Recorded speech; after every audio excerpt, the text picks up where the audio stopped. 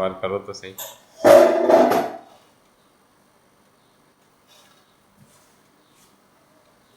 सारकट वाली घटना, कहां है कानून?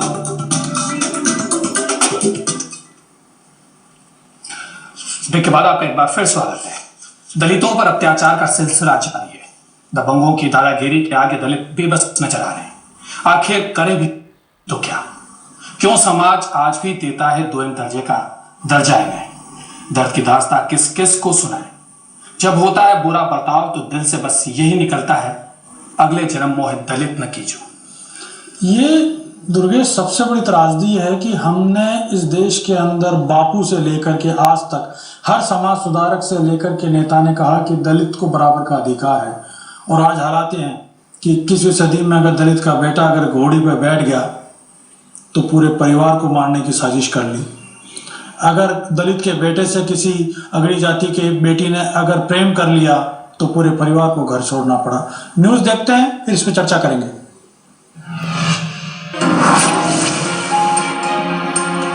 दलित दूल्हा घोड़ी पर क्या सवार हुआ, पूरे परिवार पर मुसीबत का पहाड़ टूट पड़ा। मामला कोटपुतली का है। यहाँ पनियाला थाना क्षेत्र के हसनपुरा गांव में एक दलित लड़की की शादी थी। दूल्हा घोड़ी पर सवार होकर आया, लेकिन दबंगों को दलित दूल्हे की ये हिम्मत नागवार गुजरी। दबंगों ने पानी के टैंकर में जहरीली चीज मिला दी। जहरीला पानी पीने से करीब 10 लोग बीमार पड़ गए। पीड़ित परिवार ने 12 लोगों के खिलाफ केस दर्ज करवाया है। एक लड़की की शादी थी मेरी, तो उसके अंदर हमने पहली बार घोड़ी मंगाई। तो उस घोड़ी मंगाने के चक्कर में गांव वालों ने घोड़ी का विरोध किया, किसी ने, सबके ऊपर हमने फिर पुलिस मंगवाई साहब। एक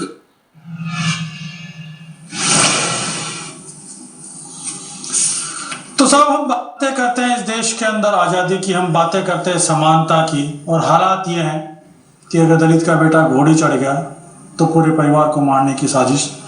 इस मुद्दे पर चर्चा के लिए मेरे साथ भारतीय जनता पार्टी और कांग्रेस के प्रतिनिधि हैं ही, उसके अलावा वरिष्ठ पत्रकार हैं, और मेरे पास वरिष्ठ पुलिस अधिकारी रहे राजेंद्र सिंह जी शेखावत साहब हैं, और बीएल बैरवा साहब हैं मेरे साथ में, जो कि दलितों की आवाज़ उठाते रहे, दलितों की बात करते रहे।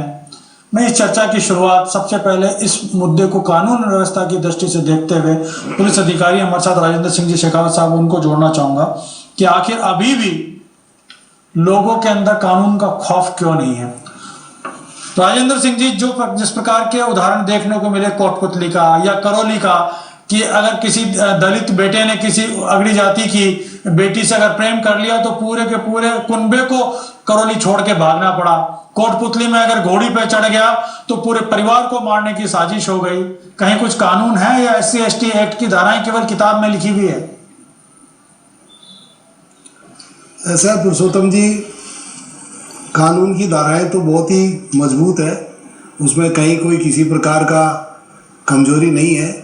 जो प्रिवेंशन ऑफ एट्रोसिटी एक्ट है 1989 का, उसमें धारा 3 में बहुत विस्तृत प्रोविजंस दिए हुए हैं।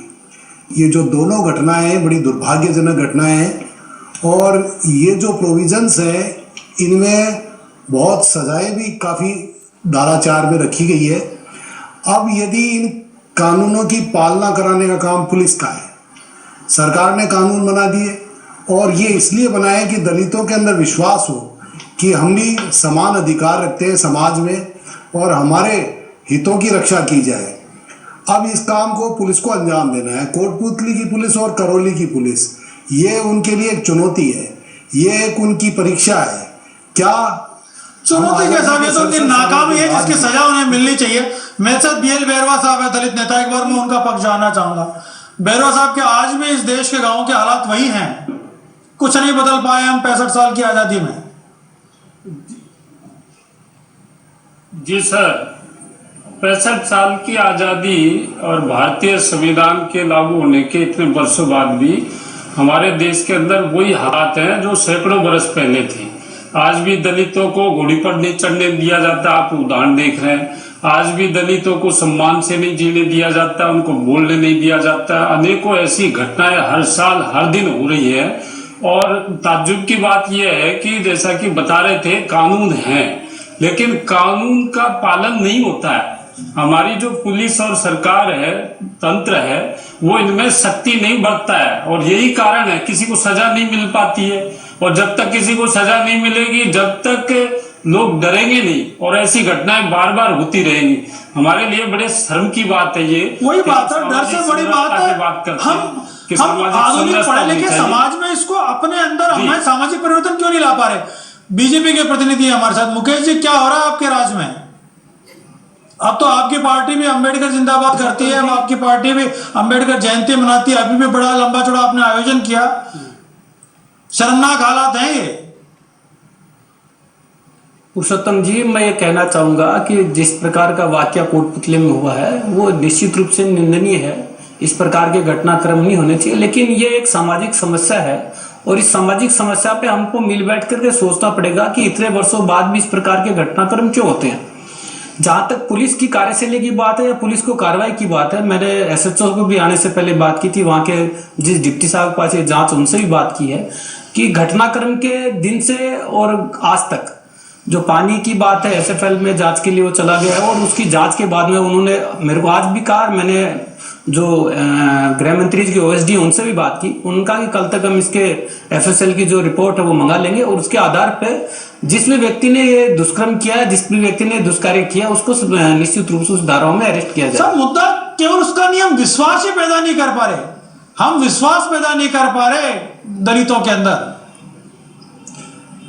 नहीं पुरुषोत्तम जी, मैं एक बात कहना चाहूंगा, ये मैं बात पार्टी लाइन के हिसाब से नहीं कर रहा। निश्चित रूप से पिछले 50-60 साल में जो एक सामंजस्य स्थापित हुआ है, आज वो स्थिति में बैरवा साहब जो कह रहे हैं वो स्थिति नहीं है पुराने वाली, जो स्थिति कभी हुआ करती थी। आज सब लोग आपस में बैठने लग गए, सामंजस्य बहुत तेजी से हुआ है। ऐसा कहीं दिनेश जी, जगह पे दिनेश जी, जिस प्रकार के हालात देखने को मिल रहे हैं 21वीं सदी के अंदर, ये कोई इसको कोई दिनेश यादव साहब 21वीं सदी के अंदर अगर दलित को घोड़ी पर चढ़ने की सजा दी जाए तो उससे ज्यादा दुर्भाग्यपूर्ण नहीं होगा।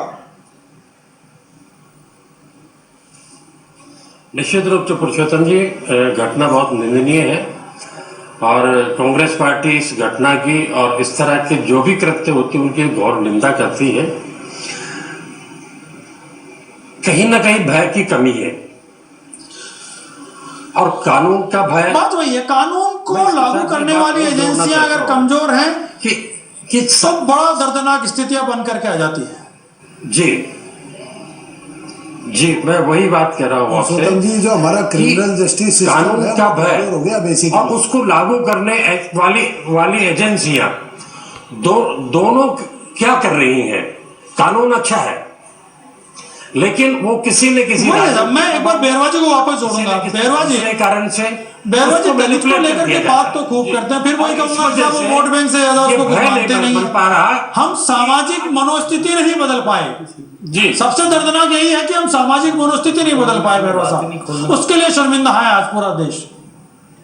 समय कम है। वास्तविकता यही है कि जब बाबा साहब डॉक्टर भीमराव अंबेडकर ने ऐसी बुराइयों के खिलाफ संघर्ष किया था तो उन्होंने ये कहा था कि हमको अपनी जो मेंटेलिटी है उसमें परिवर्तन लाना पड़ेगा। कानून तो बना दिए जाते हैं लेकिन जब तक उनका क्रियान्वयन सही ढंग से नहीं होता है तो वो उसका लाभ जनता को नहीं मिल सकता। बाबा साहब ने यह भी कहा था आप कानून कितना ही अच्छा बना दें, यदि उसकी पालना करने वाले लोग सही नहीं है तो वो कानून निरर्थक साबित हो जाता है।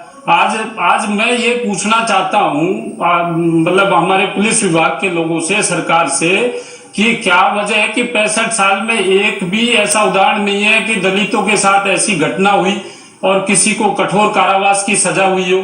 क्या वजह है कि इमीडिएट पुलिस एक्शन में आई हो? वही है क्योंकि उसका परिणाम नहीं निकलता, इसलिए घटनाएं बढ़ती है। राजेंद्र जी, बंद किया हो। सच्चाई तो यही है कि एक्ट को एक बोझ मान लिया गया है, महीनों पकड़ की तरह मान लिया गया है कि इसके अंदर तो मान लिया जाता है कि साहब ये तो मामला झूठा ही होगा। और दलितों की जो सामाजिक स्थिति है, न उनको गवाह मिलते हैं, न उनके सपोर्टिंग उनके पास कोई एविडेंसेज होते हैं, इसलिए सजा होती नहीं है।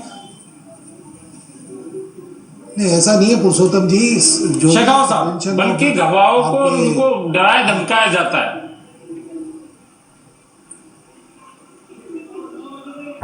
पुरुषोत्तम जी, जो प्रिवेंशन ऑफ एट्रोसिटी एक्ट है उसमें ऐसे प्रोविजन है कि अगर कोई पुलिस अधिकारी इसमें लापरवाही बरतता है तो उसके भी सजा के प्रावधान है। ऐसा नहीं है, पुलिस अधिकारी भी इसमें बहुत ही गंभीरता से इस अनुसंधान को करते हैं, पर सवाल क्या है कि हमारे क्रिमिनल जस्टिस सिस्टम के फेल्योर का है कि हमारा जो क्रिमिनल जस्टिस सिस्टम है उसकी 3 स्टेजेस हैं। पहली है पुलिस की इन्वेस्टिगेशन, दूसरी है प्रोसिक्यूशन का, और तीसरा है जुडिशरी का। और ये तीनों हमारे जो सिस्टम है, जब तक एक दूसरे के साथ ढंग से कोऑर्डिनेट नहीं होंगे तब तक सजाएं नहीं मिलेगी लोगों को, और जब तक सजाएं नहीं मिलेगी जब तक लोगों के अंदर वही है सर, इसी 3 स्टेज के बीच में वक्त गुजर जाता है, कब अभियुक्त मुक्त हो जाता है पता नहीं चलता, लागू होंगे और लोगों को लगेगा कि ये बहुत ही गंभीर फिर मैं वापस बात करूंगा। अभी अरे भाई हम 21वीं सदी में जी रहे हैं, हम क्या बिना सामाजिक मनोस्थिति बदले क्या केवल कानून के डंडे पे हम क्या दलित को न्याय दिला सकते हैं, क्या सम्मान दिला सकते हैं? क्या बड़ा मुद्दा है कि हमने हमारी मनोस्थितियां बदलनी होगी, हमें हमारे सामाजिक परिवेश को बदलना होगा। जगदीश जी।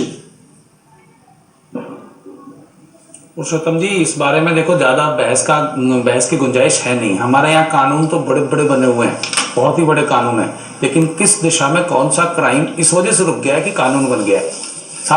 सारे क्राइम जो कुछ हो सकते हैं वो सब हो रहे हैं। हमारे यहाँ बलात्कार हो रही है, डकैती हो रही है, लूटपाट हो रही है, तस्करी हो रही है, सब कुछ काम हो रहा है। मैं बैरवा जी की जो है ना बात से सहमत हूं। इसके लिए जब तक आप सामाजिक चेतना डेवलप नहीं करेंगे, जब तक आप ये बात खड़ी नहीं करेंगे कि इस देश में लोकतंत्र है, इस देश में संविधान का राज चलता है, कानून का राज चलता है, और जब तक उसको लोगों के बीच में, खासकर जिन दबंगों की आप बात कर रहे हो, आपने जिसके साथ घटना हुई उसको तो दिखा दिया, लेकिन ये नहीं खोला कि करने वाले कौन लोग हैं। उसके बारे में आपको बताना चाहिए था पहले कि ये कौन लोग हैं कोटपुतली के उस गांव में जो कि इस तरीके की कार्रवाई कर रहे हैं। ये 10-5 लोग होंगे, लेकिन वो 10-5 लोगों को ये साहस कैसे मिल रहा है, ये आपको जब तक एज ए इन्वेस्टिगेटिव जर्नलिस्ट जो है ये खोलोगे नहीं। ये वही बात है सर, किस तरीके पीड़ित के अलावा जो आरोपी है उसको भी चिन्हित करना होगा, और उसको ये बताना पड़ेगा देश को कि ये लोग हैं जो कि हमारे सामाजिक परिवेश को खराब कर रहे हैं। तभी परिवर्तन आ पाएगा, और विश्वास दिलाना होगा दलित को कि वो अकेले नहीं है, पूरा देश उनके साथ है। मैं इस न्यूज के ऊपर डिबेट अभी मुझे यही खत्म करनी होगी। मैं बैरवा जी का धन्यवाद करूंगा कि वो हमारे साथ जुड़े। अगली डिबेट जो है वो डिबेट है, अगर फिट हो तो हिट हो। पुलिस के अंदर लंबे समय से बात होती आई है